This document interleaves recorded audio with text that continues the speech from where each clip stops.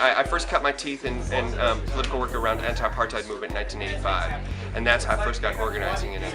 And then since then I've worked within the system and without the system. I've been arrested numerous times, I've petitioned governments, I've voted for things, I've worked in city governments, county governments, state governments, but I became an anarchist in the late 90s once I realized that none of those other things were working and started to figure out ways that we could build power from below. I've co-founded probably 10 or 12 organizations and businesses over the years. I've done antique co-ops, art co-ops, I just did a thrift store recently, and I've also started peace and justice organizations, a long list of those. The Common Ground was one I started in New Orleans. I co-founded with a man named Malik Rahim and this woman named Sharon Johnson.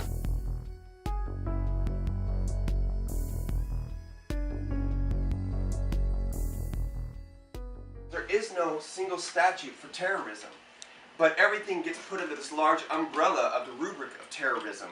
And there is, it's interesting because it catches a lot of things. Terrorism is the new, the war on terror is actually the new war on drugs, which is this large amorphous thing with a big machine that's being built behind it.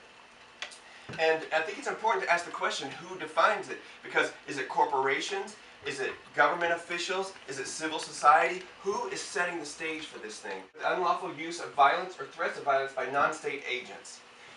This is one government version of this. Well, non-state agents would be actually all of us, engaged in civil disobedience, engaged in resistance, or engaged in rebellion of any kind. We are all non-state agents. And unlawful use of violence, well, who defines what is violent? The state, right? So a protest could be violent. Smashing of property, which I do not consider to be violent, could be considered violent by statutes on the state. It's intended to instill widespread fear in civil society beyond those targeted. The word civil society I inserted, but this is from a corporate version of it. One of the security firms for a corporation, this is one of the things. So that's pretty interesting because widespread fear, what does that mean? That's anybody. Anybody who resists anything could instill fear. Corporations, when they destroy people's lives, destroy the people's environments, to me that instills widespread fear because people are going to lose their habitat. You know, so, and it's used to force change in government policies or economic laws for corporations. Well, that's what activists and concerned citizens engage in all the time. That is what we should be doing, right? But these are the broad definitions that they can use to start to snare people. And the reason I talk about these is because I want you to be skeptical, if you're not, that every article that you read, every news article you see around terrorism, I want you to be skeptical of it. The first time I was ever visited by the FBI was in 1999 at a worker co-op that I was part of. It was an antique co-op, and that was the first time they came to my work because there had been some low-level, what I call vandalism around against fur stores. There was a big anti-fur movement that was going on in the late 90s. We targeted companies like Neiman Marcus, like fur, people that sold fur, and there was furriers there, and then the locks had been glued, in Dallas the locks had been glued on the doors, spray paint had been happened to a few of the stores. Vandalism. But when the FBI agent came to my work, it was the first time I ever heard the words animal rights and domestic terrorism at the same time. And I was accused of it. But it was not terrorism.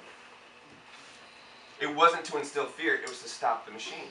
If you're going to have a war on terror, you've got to have some terrorists, right? And they're everywhere in this country, right? We all know that, right? Terrorists are in every corner, right? Because they've been making them. But really, it's about money. And so I'm going to talk about the economics of it in the war on terror. So the U.S. intelligence budget from 2001, which started out at nothing, and I use intelligence in quotations because I think the security state is total bullshit. It went from 0 to $75 billion as of 2011. That's huge. Health and Human Services didn't grow like that. The only other department that has grown like that was the Department of Defense, which was already big, but they could appropriate that kind of money. Because now everybody's at the trough starting to get this, and they've got to find some terrorists and make some convictions. 4,000 government agencies are created or reassigned to do these things. That's a lot. Think about it. They're taking the money out of the war on drugs. They're taking all these agencies out. The drug terrorism, the drug task forces that they had are now becoming the joint terrorism task forces. 854,000 new jobs are created, and this is actually closer to about 1 million now.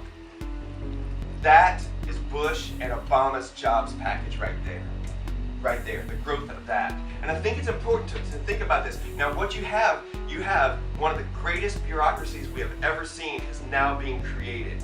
And once you get a bureaucracy created in government, it is hard to dismantle it because nobody has control over it. Not even the czar that's at the top of Homeland Security has control over it. And everybody there wants a piece of that pie because it's free money, especially corporations. And so they're all trying to work to get their piece of the pie. How many people know about that company Stratford? A few people. That's good. They're based in Austin, where I live. They are also, companies like that also fuel the fear and the war on terror. And why would they do that? Is it because they are good citizens? No, because there's money to be made. They sell threat assessments to governments at all levels. They sell threat assessments to corporations for money. And they wrote a report, Stratford wrote a report in about 2004 that said that indie media and Food Not Bombs and this unknown communist group in Texas were all terroristic threats. And the FBI mouthed that stuff at the University of Texas at a law class in front of 200 students. And it sparked this whole thing. And they would never tell where it came from, and we didn't know. I am! Hate him. Hate him? I think he's totally useless. He just sells the politics of fear, and I have a lot of concern about that because you can't make rational decisions if we're afraid about stuff. I also think he's exploitative in a lot of ways. I'm not saying that he doesn't report some good things. He's very selective in what he reports, and I think he overblows a lot of things so he can sell things. And he's made a fortune off of it, and it's okay. I mean, and I think he wishes he was out. I think he wishes he was Glenn Beck, but because Glenn Beck totally stole his shtick.